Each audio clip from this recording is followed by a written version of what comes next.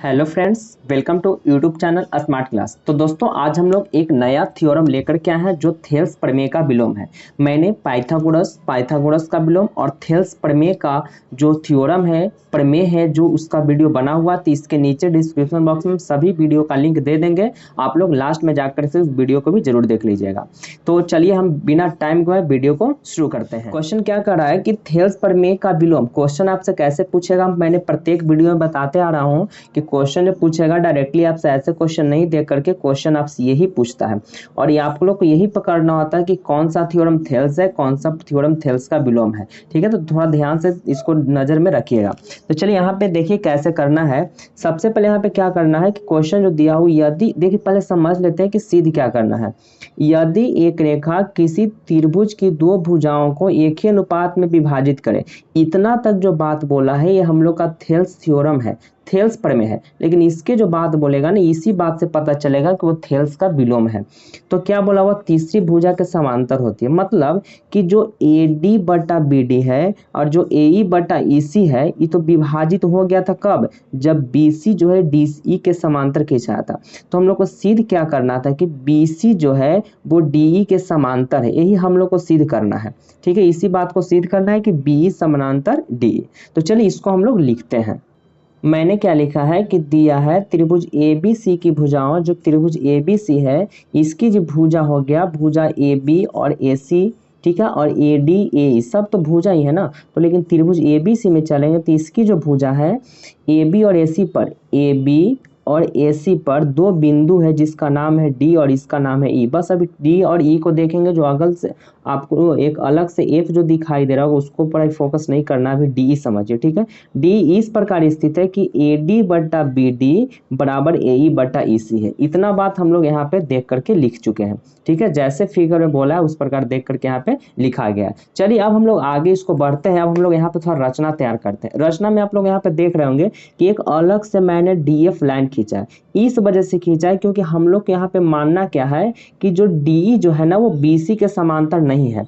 ठीक है, इसी कारण से जब हम मान लेंगे कि जो DE है वो BC के समांतर नहीं है, इसका मतलब DE हट के यहाँ E हट के हम लोग F मान लिए हैं, और F जो है E के जगह पर F आपको दिखाई दे रहा हो। इसी कारण से जो लाइन खींचेंगे डॉट डॉट से वो नजदीक में होना चाहिए। ऐसा नहीं कि लाइन खींच दे तो डॉट डॉट में दूर पहुंचा देना, वो गलत हो जाएगा। जब भी डॉट डॉट करना है तो एकदम E के दम नजदीक में ही F को रखना है, ज्यादा दूर में डॉट डॉट से लाइन नहीं खींचना है। क्योंकि हम लोग माने हैं कि D जो है इसके समांतर नहीं, इसका मतलब E के जगह पर ही F बिंदु है। ठीक है ना, संपाती है। ठीक है, संपाती कहने का मतलब क्या होता है कि एक ही लाइन पर यही वाला लाइन है। ठीक है ना, तो डॉट डॉट से दर्शाएं, क्योंकि अगर इसी पर डॉट डॉट कर देंगे तब तो पता ही नहीं चलेगा कि लाइन अलग से की है। तो समझ में आ गई नहीं इतना बात। चलिए अब हम लोग आगे रचना को लिखते हैं। माना कि क्या मान ली, थोड़ा देर पहले भी हम समझाए थे कि क्यों मैंने F लिया है। ठीक है, वही बात को यहाँ पे लिखे हैं। माना कि DE जो है BC के समानांतर नहीं है। अभी समझाते कि DE जो है BC के समानांतर हम लोग को नहीं माने हैं, इसी कारण से एक अलग से हम बिंदु दिए हैं। अतः D से एक रेखा DF खींचा। देखिए अब जो DF है BC के पैरेलल खींचे हुए है, DF जो है इसके समानांतर खींचा हुआ है। इतना समझ में आ गया ना। DF अब DE नहीं, अब इसको DF है, जो समझिएगा इसका समानांतर ही खींचा हुआ, इसके जगह पर ही F है। ठीक है ना, DF समानांतर BC के समानांतर नहीं है। अतः D से एक रेखा खींचा हो गया DF पैरेलल BC। देखिए DF जो है समानांतर खींचा हुआ BC के, तो AC को F बिंदु पर प्रतिच्छेद करते हैं। जो क्या है, AC जो है, ये लाइन जो AC है उसको F बिंदु पर क्या कर रही, प्रतिच्छेद कर रही। यही बात को यहाँ पे मैंने लिख दिया। अब हम लोग चलेंगे प्रमाण यहीं से हम लोग को सिद्ध करने के लिए प्रोसेस आ गया। अब प्रमाण में क्या करेंगे, आप लोग को लेना है त्रिभुज ABC, त्रिभुज ABC है ना, तो लिखेंगे त्रिभुज ABC में, त्रिभुज ABC में क्या देखे थे कि जो DF पैरेलल, अब DE से कोई मतलब नहीं रखना है, E के जगह F आप लोग को लेना है। तो जो DF पैरेलल है यहाँ पे लिखेंगे DF जो है वो किसके पैरेलल है, BC के। ठीक है, DF पैरेलल किसके है, BC के। तो DF पैरेलल अगर BC के रहेगा तो अगर थेल्स यहाँ पे हम लगाएंगे, थेल्स थ्योरम लगेगा, तो थेल्स थ्योरम क्या होता है। देखिए अगर थेल्स इस सब का वीडियो नहीं देखे होंगे तो नीचे लिंक आप लोग का डिस्क्रिप्शन बॉक्स में मिल जाएगा, आप लोग वहां से जरूर देख लीजिएगा।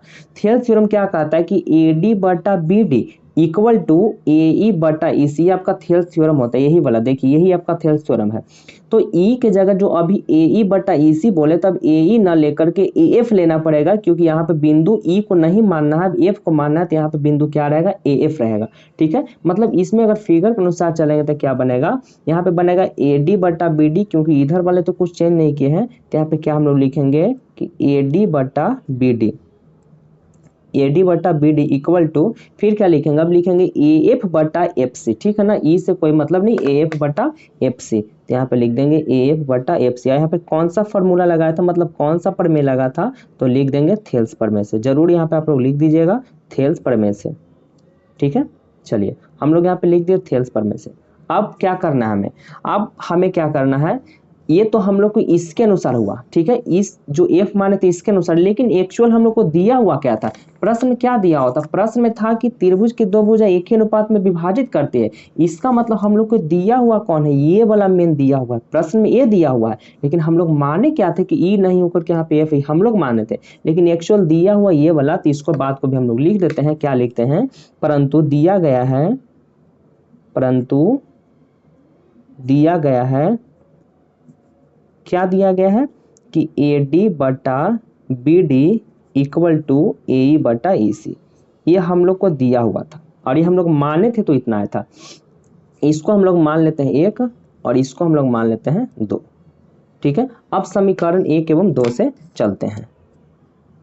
समीकरण 1 और 2 में क्या दे रखा है, देखिए समीकरण 1 2 में दोनों में मिलाने पर क्या पता चलता है कि ए डी बटा बी डी और ए डी बटा बी डी, जब ये दोनों आपस में बराबर है तो इसका मतलब ये दोनों भी आपस में बराबर हो जाएगा। इतना तो समझ ही रहे होंगे, क्योंकि जब ये बराबर है तो ये दोनों भी आपस में क्या होंगे, बराबर होंगे। वैसे भी जो दोनों सेम रहता है उसको नहीं लिखना है, तो ये दोनों को लिख लीजिए बराबर करके, यानी हम लोग क्या लिखेंगे, ए एफ बटा एफ सी इक्वल टू ए ई बटा ई सी। इतना तो हम लोग आराम से हम लिख देंगे, यहाँ पे हम लोग लिख दिए। अब क्या करना है, दोनों में आप लोग को एक जोड़ना है। एक क्यों जोड़ेंगे, एक इस वजह से जोड़ रहे हैं क्योंकि हम लोग को यहाँ त्रिभुज संपाती जो हम लोग यहाँ पे जो माने थे कि डी जो है, हमने क्या माने थे, देखिए माने थे कि D F parallel B C नहीं है, तो ई हम नहीं माने थे, तो हम लोग 1 इसलिए जोड़ेंगे क्योंकि 1 जोड़ने से क्या पता हो जाए कि डी एफ जो है और डी है दोनों आपस में बराबर होना चाहिए। अगर जैसे ही 1 को जोड़ेंगे तो डी एफ और डी जब आपस में बराबर हो जाएगा तो समझ जाए कि दोनों जो रेखा वो संपाती है, क्योंकि बराबर है इसका मतलब संपाती है, दोनों एक जगह तभी तो हो रहा है ना, इसी कारण से हम लोग यहाँ पे 1 को जोड़ेंगे। तो चलिए हम क्या लिखेंगे, दोनों तरफ एक जोड़ने, 1 दोनों तरफ जोड़ेंगे तो कुछ इस प्रकार से बनेगा, क्योंकि देखिए यहाँ पे जब 1 जोड़े तो ए एफ बटा एफ सी में 1 जोड़े, देखिए एफ है, ये मत समझिएगा, मतलब एफ है, ठीक है ना, तो ए एफ बटा एफ सी में 1 जोड़े और ए ई बटा ई सी में 1 जोड़े। यहाँ से आप लोग को भिन्न का जोड़ घटाओ तो आप लोग एकदम नॉर्मली जानते ही होंगे, क्या करना है आप लोग को, ए एफ का एफ लिख देना है, ठीक है, प्लस एफ में सी, एक एफ सी में 1 से गुना करें तो एफ सी हो जाएगा। हम ऐसा बता चुके हैं कि जिधर गैप होता है उधर गुना करना होता है, ठीक है, आप लोग को पता होगा ठीक है। जैसे में देखिए इसको कैसे बनाएंगे, 4/3 है और प्लस यहाँ पे आपका 2 दिया हुआ, अगर ऐसा भिन्न का जोड़ मिले तो कुछ नहीं करना होता है, जिधर गैप है उधर गुना कर लीजिए। तो देखिए नीचे कुछ नहीं, इसका मतलब इधर खाली है, तो 3 में 2 गुना करेंगे, 3 दूना 6 और 4 को जोड़ना है तो जोड़ देंगे, यानी 6 + 4 लिख सकते हैं। उसी प्रकार यहाँ पे हुआ, एफ का एफ लिख देंगे और एफ सी में 1 से गुना करेंगे तो एफ सी हो जाएगा और एफ सी को नीचे लिख दीजिए। वरना आप लोग को फिर ये भी पता है भिन्न का जोड़ घटाव नीचे 1 मान के भी कर सकते हैं, वो आप लोग को करना है, आप लोग कर सकते हैं। ये भी इधर चलेंगे तो ए ई का ए ई हो जाएगा प्लस ई सी में 1 से गुना कर लेंगे, ई सी हो जाएगा और बटा नीचे ई सी है तो नीचे भी आप लोग को ई सी लिख देना है, ठीक है। अब देखिए आप लोग को करना क्या है, ए एफ बटा एफ सी, समझिएगा यहाँ पे फिगर में थोड़ा चलिए, ए एफ बटा एफ सी, ए एफ लकड़ी यहाँ से यहाँ तक लकड़ी ये वाला और एफ से सी तक लकड़ी ये वाला, दोनों अगर जुड़ेगा तो आपका ए सी भी बनेगा, बनेगा कि नहीं बनेगा, ए सी बन जाएगा ना। तो क्या हम लोग इसके जगह पे हम लोग ए सी नहीं लिख सकते हैं, आराम से ए सी लिख सकते हैं और बटा यहाँ पे हो जाएगा एफ सी बराबर। अब देखिए ए ई प्लस ई सी, ए ई प्लस ई सी, तो ए ई और ई सी ए भी जुड़ेगा तब तो ए सी बनेगा, क्योंकि दोनों सब एक ही लाइन पे आ रहा है और ये हम क्या माने थे, संपाती माने हुए, तो संपाती अभी आएगा भी देखिएगा। तो ए ई और ई सी को भी जोड़ेंगे तो आपका ए सी भी ए सी ही तैयार होगा, तो यहाँ पे भी क्या इसके बदले में क्या हम लोग को बन जाएगा, ए सी बन जाएगा, ठीक है, और बटा नीचे ई सी है तो क्या नीचे कर लेंगे, ई सी कर लेंगे। अब देखिए ए वाला जो ए सी तो आपका कट गया, ठीक है, ए सी कट गया तो आपका नीचे क्या बचा, एफ सी इक्वल टू ई सी, आपका ये बना। देखिए एफ सी जो है ई सी के बराबर है। देखिए ई सी का डिस्टेंस और एफ सी का डिस्टेंस दोनों आपस में बराबर हो रहा है। इसका मतलब क्या हुआ कि दोनों जो रेखा एक दूसरा के समपाती है।